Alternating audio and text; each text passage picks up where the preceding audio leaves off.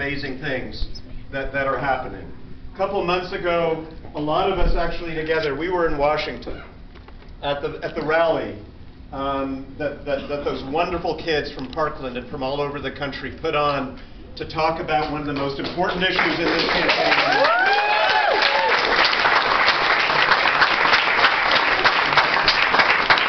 And you know what inspired me about it? I mean, obviously I agreed with them, but that's not what I want to talk about. Not about that issue. It's about the fact that every single young person up on that stage had one message, no matter where they were coming from, no matter what policy points they wanted to make. They came back to the argument that you got to vote in the midterm elections.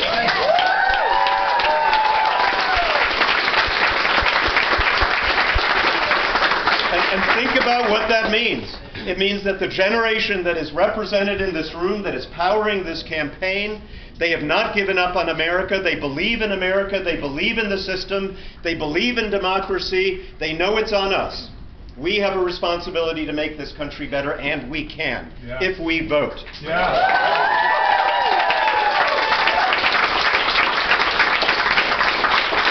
And that's what's happening here. This was a sleepy congressional district for too long. Look at you, look at us.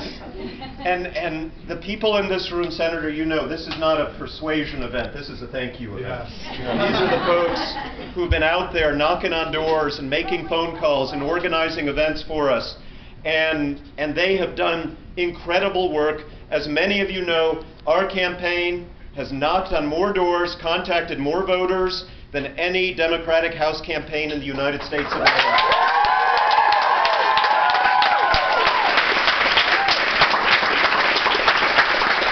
Since the primary, you guys have knocked on over 50,000 doors. You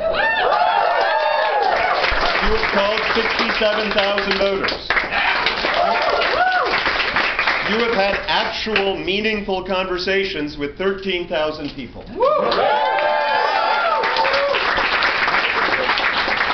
And superficial ones with maybe a couple of and of those, see if I remember this right, Colston will correct me, 50, and this is not like dyed-in-the-wool Democrats we're sending you out to talk to, right? These are, yeah, there you go. This is our persuasion universe, as the election technocrats like to say. And 51% are telling us that they're with us. Wow.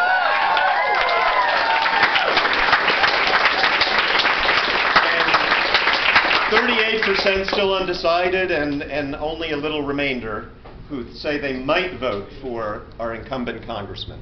That is a good position to be in right now. And we know how it's making the other side feel. They're scared right now. How many people saw Leonard Lance's first ad? A few of you did. So another great milestone in our campaign is I believe I am the victim of the earliest ever negative attack ad in 7th District history. Yes!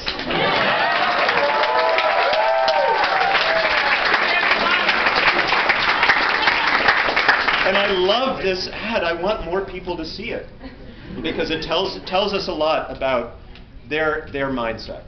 You know, they had all these years of my quotes and being on TV back when I was a human rights activist and other things, to choose the one thing I have said in my life that they believe will make people dislike me in the 7th District. And the one thing they could find, for those of you who haven't seen it, brace yourselves. Okay, you ready? You ready? I am a lifelong progressive Democrat.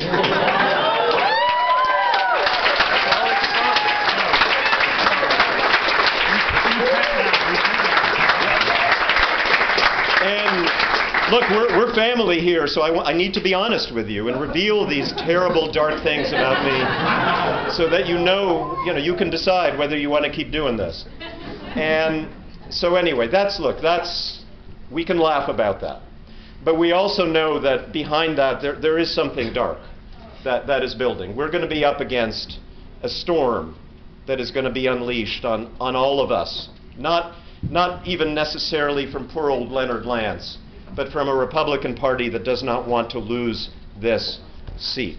And that's what it's going to be. It's going to be a message about how we are somehow foreign. We are somehow different. We are somehow radical, extreme. They're going to call me a democratic socialist. And you know my answer to that. I'm a proud Democrat who escaped a socialist country. I mean, come on. What are you talking about?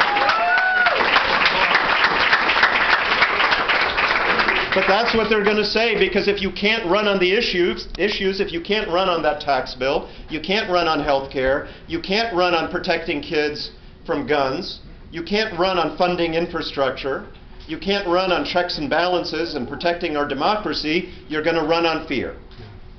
And that's what we're going to have. That's right. That's what we're going to have to organize against. And you know what? It is ridiculous when you think about it, when you think that they're going to try to cast us as the extreme.